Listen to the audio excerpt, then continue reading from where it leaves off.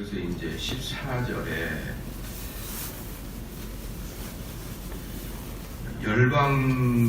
열방백이라 함은 요단 서편 9지파 반에서 뽑힌 10명의 방백인데 10명의 방법 9지파 반이지만 사실은 10지파 이거죠. 10지파. 예, 거기서 10명의 방백이다. 이 방백이라는 것은 히브리어로 나시라는 뜻인데 그 나시라는 뜻은 군대 장관 또는 대표자라는 뜻이에요. 군대 장관 대표자. 여기서 이제 두령이라고 쓴 것은 주로 족장, 장로 이런 사람을 뜻합니다. 그래서 이스라엘 각 지파에서 한 방백씩 10방백을 그와 함께 하게 하니 그들은 각기 이스라엘 천만인 중 족속의 두령이라 라고 하는 것은 각 방백들의 장로들 또 지도자들이 모였더라 이 말입니다. 15절에 길르앗 땅이라는 것은 이 길르앗 땅이라는 것은 여러분 그 요단강이 이스라엘을 북에서 남으로 쫙 흐르고 있잖아요. 중간을 흐르고 있는데 이 길르앗 땅은 뭐냐 그러면 그 큰 강이 요단강이지만 이제 요단강을 옆으로 이렇게 새 물로 들어오는 게 샘물이 있어요. 옆으로 지류라고 해요. 지류. 그런데 요단강으로 합류하는 물이 있는데 그 중에 하나가 야복강이에요. 요단 동편에 요단강으로 다이렉트로 90도 각도로 들어오는 요단강이 길쭉이 뻗어있다고 옆으로 90도 각도로 들어오는 강 중에 야복강이 있는데 야복강은 여러분 분이엘 사건이 있는 곳이죠. 그 야복강의 전후 앞뒤로 큰 널따란 광야 아주 거대한 광활한 지역이 나오는데 그것을 길르앗 땅이라 그렇게 얘기해요. 길르앗 땅. 그래서 이제 15절에 그들이 길르앗 땅에 이르러 그들이 길르앗 땅에 이르는 것은 뭐냐면 루벤과 각각 므낫세 반지파들이 거하는 요단 동편으로 갔다 이 말이에요. 그래서 요단 동편을 다른 말로 길르앗 땅 이렇게 표현하는 것이죠.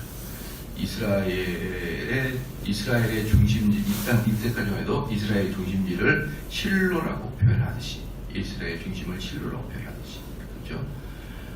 그 다음에 북이스라엘을 에브라임이라고 표현하듯이 요단 동편을 길르앗 땅이라고 표현합니다.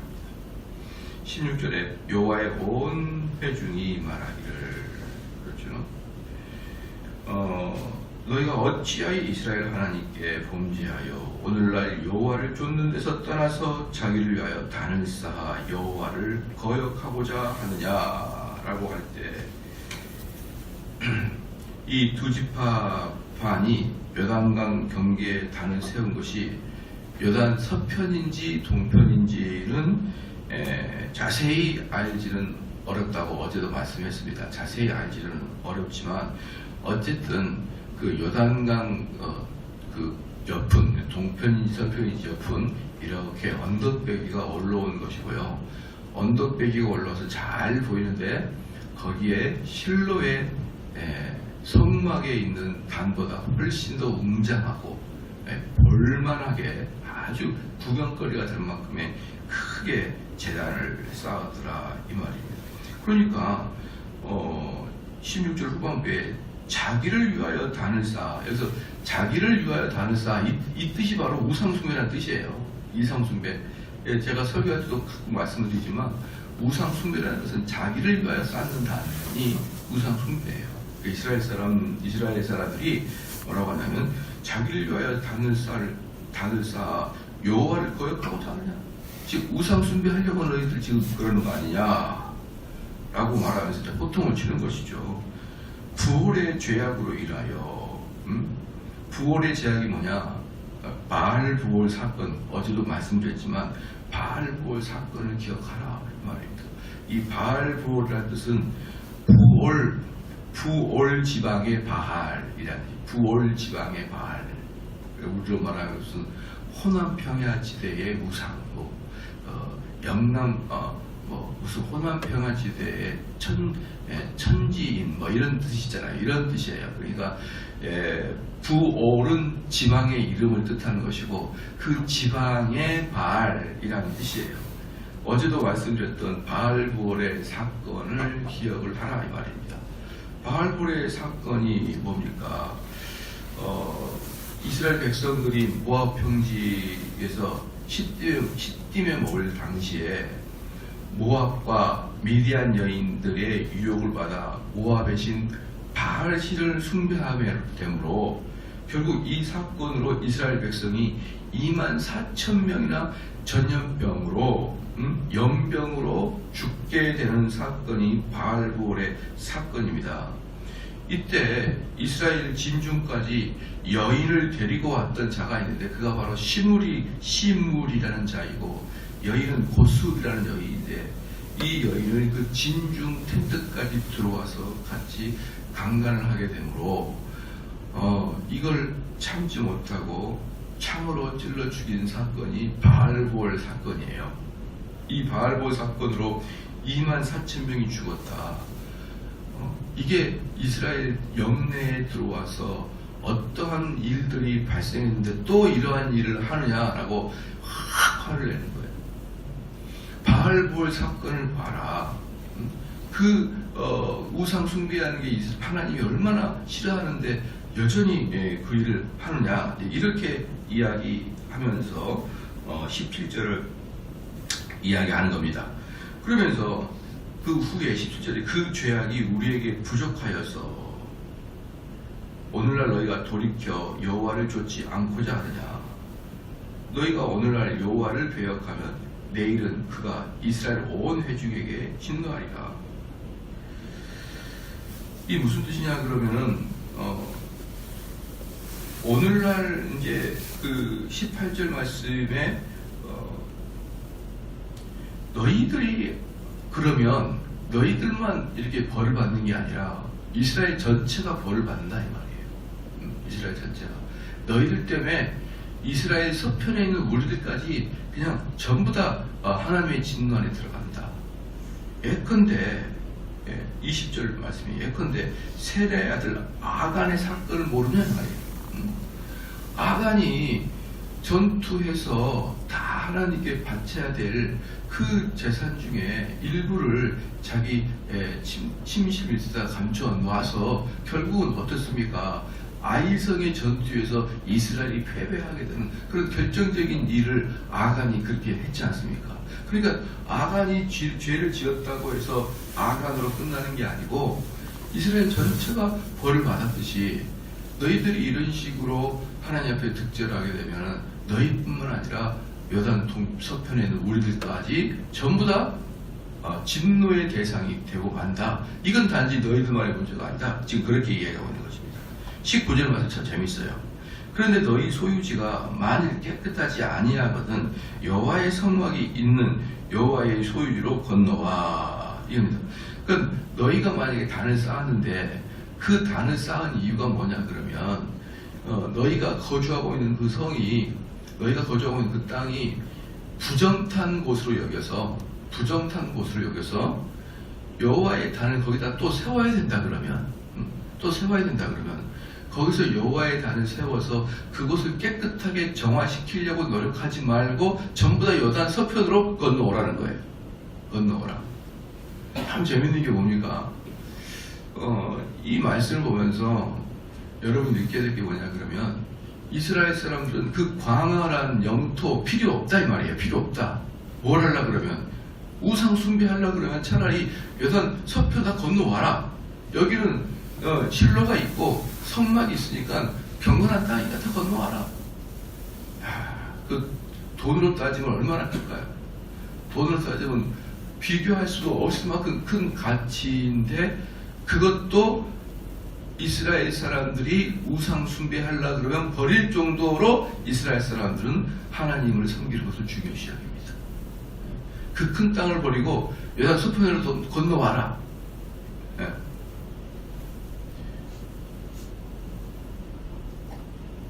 요단 서편으로 건너와라. 가끔 이제 그런 분들이 계셔요.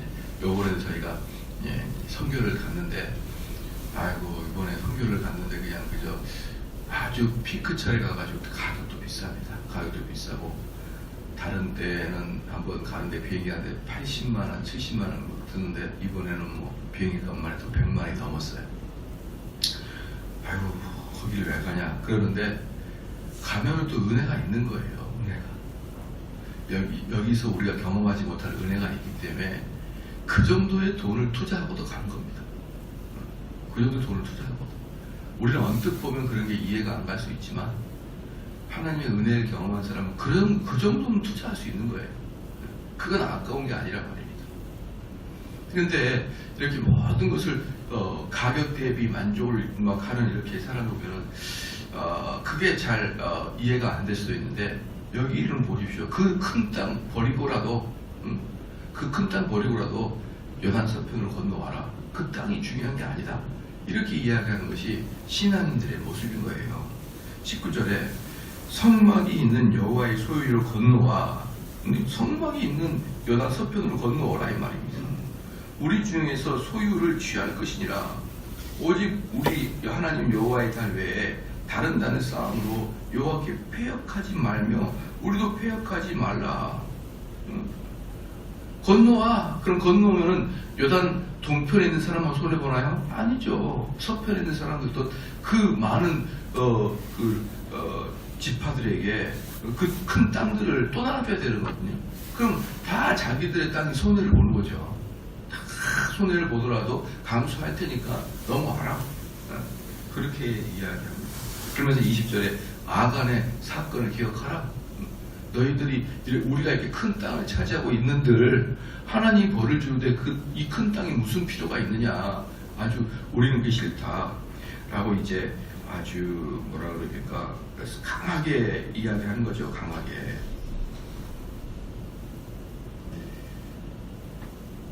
(21절에) 그랬더니 루벤 자손과 갓 자손과 므낫세 반지파가 이스라엘 10,000만인의 두령에게 대답하여 가로되, 이 두 지파 반의 답변은 매우 논리 정연했고요. 그 다음에 유순하였고 차분했습니다. 저는 이제 어떤 노래를 좋아하냐면요, 성프란치스코의 평화의 기도라는 노래 여러분 아시죠? 주여 나를 평화의 도구로 써주소서, 미움이 있는 곳에 사랑을, 그 노래 있거든요. 성프란치스코 노래. 슬픔이 있는 곳에 기쁨을, 미움이 있는 곳에 사랑을. 이런 언어를 사용할 수 있어야 되는데, 가끔 보면요, 그 사람이 이야기를 하게 되면은 불안함과 분노를 조장하는 사람들이 있어요. 저는 그런 입을 가지고 있는 사람들을 보면 참 안타까운 게 뭐냐면, 그거 전부 다 하나님께 심판받을 거거든요. 그러니까 내가 가면은 불안한 것도 나로 인해서 평안을 찾아야 되고, 슬픔이 있는 것도 나로 인해서 기쁨이 얻어져야 되는데, 아니 어떻게 된 게 내가 가면 평범한 곳에 슬픔을 만들어내고 적당한 곳에 불안을 요소를 만들어내는지, 참 저는 그분들의 언변을 보면 너무나 불쌍하고 안타까워요. 왜 불쌍하고 안타까우냐면요, 여러분 잘 들어보십시오. 옛말에 안에서 새는 바가지 밖에서도 샌다 그랬어요. 즉 사람들이 모여있는 곳에, 교회에서, 사회에서 나가서 이 말로 불안을 조성하고 이 말로 사람들의 감정들을 상하게 하는 이 언변은 밖에서만 새는 게 아니라 집에서도 셉니다. 집에서도. 그렇죠? 그 언어 스타일이 똑같아요. 그래서 불안을 조정하고 화를 나고 짜증을 내고 많은 사람을 불편하게 하는 거예요. 그러면 그 집안에서 그걸 하니까 어떻게 됩니까? 집안이 불행해지는 거예요. 집안이 불행해지면 어떻습니까? 이 말을 했던 이 사람한테 결국 직접적으로 고통이 다가오는 거예요. 집안이 어려워지면. 그래서 하나님이 그런 식으로 심판하고 계십니다. 자기들은 그걸 잘 몰라요. 그런데 자기가 한 말이 밖에 나와서 불안을 조성한 사람들은 집안 안에서도 불안을 조성하게 되어 있다 이 말이에요. 근데 그것을 자기가 다시 집안에서 불행은 자기에게 직접 다가오는 거거든요. 예를 들어서 부부간의 사이가 안 좋아지는가, 예를 들어 또한 자녀들과 부모의 사이가 나빠지거나 이러면서 직접적으로 눈물의 고통 속으로 들어간다 이 말입니다. 예전에부터도 보면은 목사님 우리 집에 와가지고 좀 신방 좀 해주십시오. 우리 자녀들이 정말 말을 너무 안 듣습니다. 이런 분들이 있어요. 그런데 아무리 부모가 잘해도 그런 사람도 있긴 하지만 대체적으로 보면은 부모가 자녀를 너무 이렇게 노엽게 하는 경우가 많았어요. 보면 어릴 때부터 노엽게 해가지고 그 아이가 속에서 분이 나게 되므로 부모에게 대항하는 경우가 상당히 많았거든요.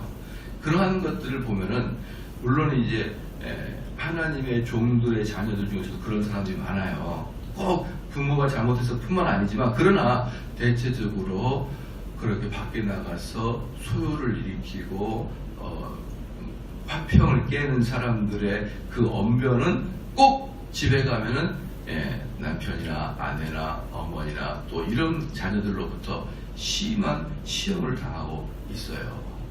그렇기 때문에 여러분들은 이 뭡니까 차분하고 또 그 다음에 논리적이고 유순하고 이런 식의 대화를 할 수 있도록 여러분이 좀 노력을 해야 되는 거예요. 노력을. 이 입을 절제하는 게 얼마나 어렵습니까? 입술을 절제하는 게 성경에서는 이 입술은 내 온 몸에 불이라고 했어요. 불. 예? 이 불이라고 하는 것은 뭡니까? 적당하게 사용하면 참답사고 좋고 요리도 할 수 있지만 이 불이 절제가 안 되면 뭐예요? 훌러덩 다 태워버립니다. 참 어렵습니다. 그렇게 말을 해도 잘 못 알아듣고 결국은 또 그 말을 아프게 하는 자들에 의해서 또 아픔과 상처들이 여기저기로 튕겨나가는 거 보면요. 오히려 이제 말을 예쁘게 유순해하는 사람들은 더 유순하게 하는데 그렇게 못한 사람들은 꼭 말로 인해서 화를 자초하게 되는 것이에요. 그래서 21절에 보면은 루벤 지파와 갓 지파와 므낫세 반 지파가 이스라엘 1000만의 두령 앞에, 그러니까 이스라엘의 대표자들 앞에서 차분하게 논리정의로 유순하게 대답하더라.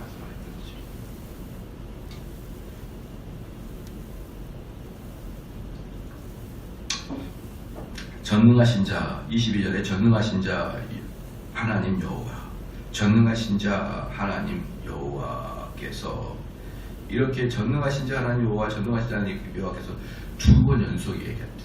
이게 히브리 원어로는 엘로힘, 여호와, 엘로힘, 여호와 이렇게 말하고 있는 거예요.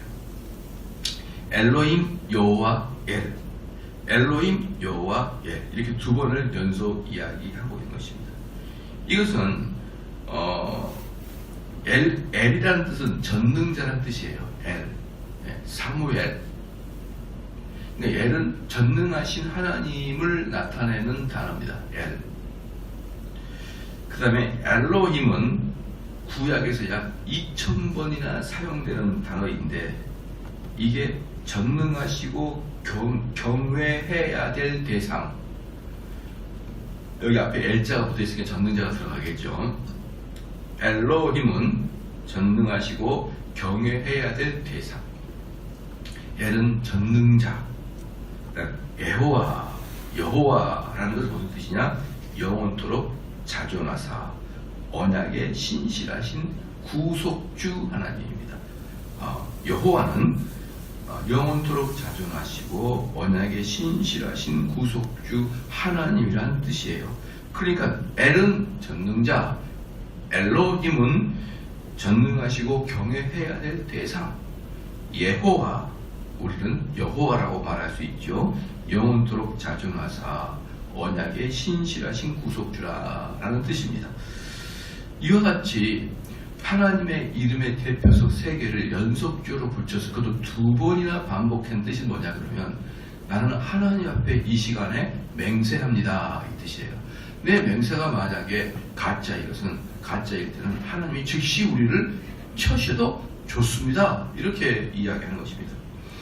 22절에 전능하신 자 하나님 여호와 전능하신 자 하나님 여호와께서 아시나니 이스라엘도 장차 알리라. 그러니까 나는 하나님께 예언해 이미 나의 양심을 걸었고 아마 이 내가 양심을 걸은 이 진실을 이스라엘 너희들도 들어보면 알게 될 것이다. 이 일이 만일 여호와께 패역함이나 범죄함이거든 주는 오늘날 우리를 구원치 마옵소서. 주여 오늘날 직접 저에게 재앙을 내려 주십시오. 이렇게 이야기하는 것입니다. 우리가 단을 쌓는 것이 돌이켜 여호와를 좇지 아니하려 함이거나 혹시 그 위에 번제나 소제를 드리려 함이나 혹시 화목제물을 드리려 함이거든 여호와는 친히 벌하옵소서. 참 보면은 여기서 재밌는 게 뭐냐면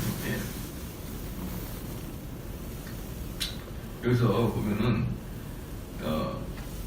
이제 정확하게 말하면 누가 가해자냐 그러면은 누가 가해자고 누가 이 일을 발생시켰냐 그러면 요단 동편에 루벤, 갓, 므낫세 반지파 애들이 이 일을 유발시켰고 가해자입니다. 그런데 이 요단 동편에 있는 사람들은 절대로 자기 본성 마음에서는 이 우상을 숭배하려고 하지 않았는데 자기들 깐에는 좋은 것이라고 했는데 이게 소요 사태를 일으켜가지고 요단 서편에 있는 사람이 전쟁을 일으킬 만큼 분노에 차 있었단 말입니다. 그래서 이 요단 서편에서 일단의 사람들이 대표자들이 와가지고 물어본 거예요. 그래 너희들 도대체 왜 그러냐?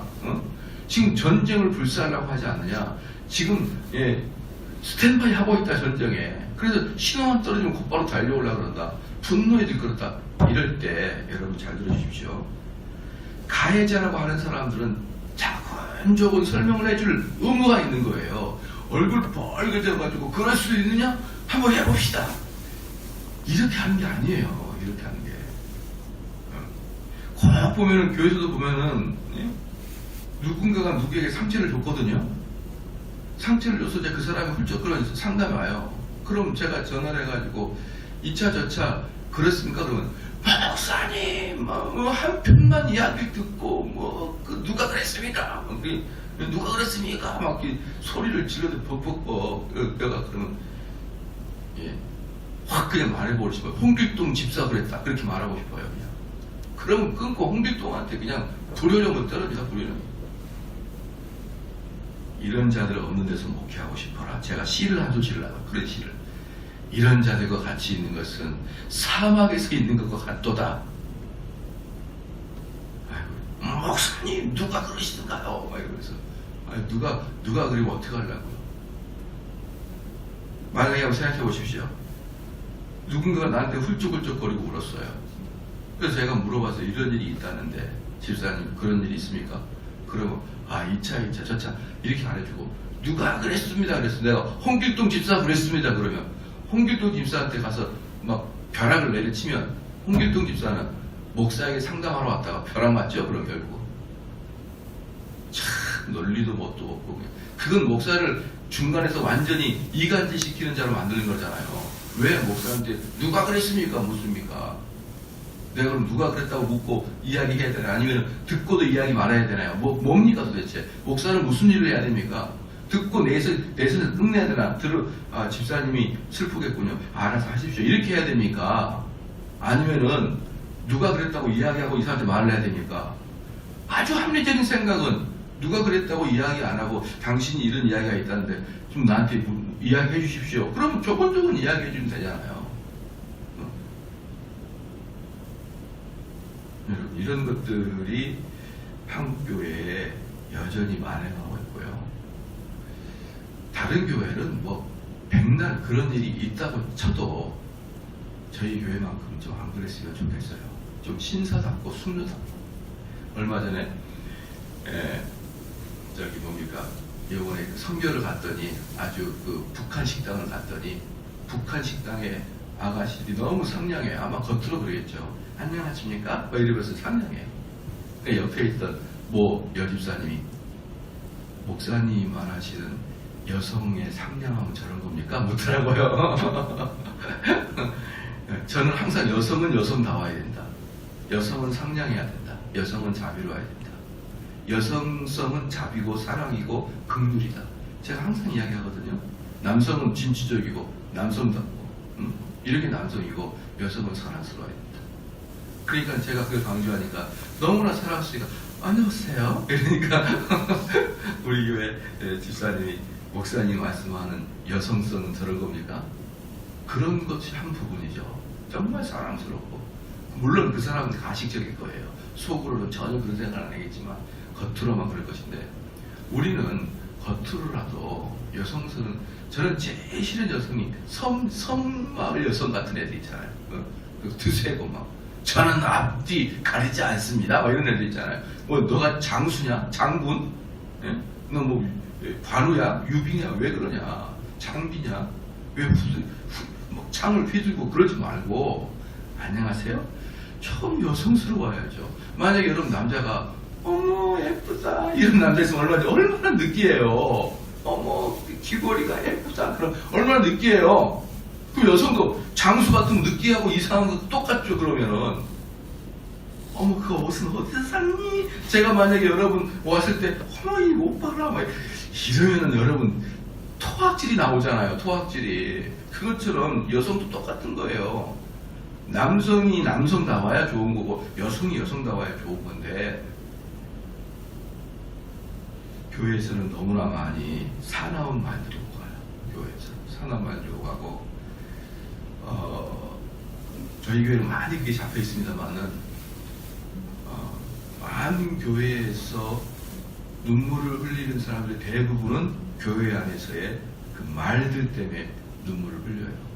그런 자들이 교회에 있습니다. 그래서 교회 공동체를 분열시키고 깨고 서로 간에 상처를 주고 그래서 심지어는 교회 나왔다가 교회에서 상처받고 세상에 나가서 위로를 받아요. 이게 이상하죠. 세상에 나가서 위로를 받고 또 교회에서 상처받고 이 완전히 완전히 영린되어 있는 사건들이 교회에서 일어나더라. 여러분 꼭 좀 기억하시고 만약에 내가 의도하지 않게 가해됐거나 이를 유발시켰던 사람이 되면은 누가 와서 아까 뭡니까 천만인의 두령들이 와서 물어볼 때 조근조근 이렇게 저렇게 해서 이런 일이 있는데 아마 그건 오해일 것입니다. 이렇게 이야기해주면 끝나는 거예요. 아니면 내가 그런 의도는 아니었는데 의도치 않게 상처를 준 것 같습니다. 목사님 혹시 그렇게 말하는 사람에게 미안하다고 전해주십시오. 이러면 끝나는 거 아닙니까? 그러면 마무리되는 거 아니에요. 근데 그것을 누가 그랬냐 잡아와라. 목사님 왜 한 편 얼마 듣냐? 한 편만 듣는 게 아니라 한 편을 듣고 당신에게도 물어보는 거 아니에요. 당신에게도 두 편 들으려고. 그런데 막 이렇게 소란을 피우고 그럼 여러분 안 되는 것입니다. 왜? 하나님이 그런 것들 전부 다 기억하시고 심판하시는 거예요.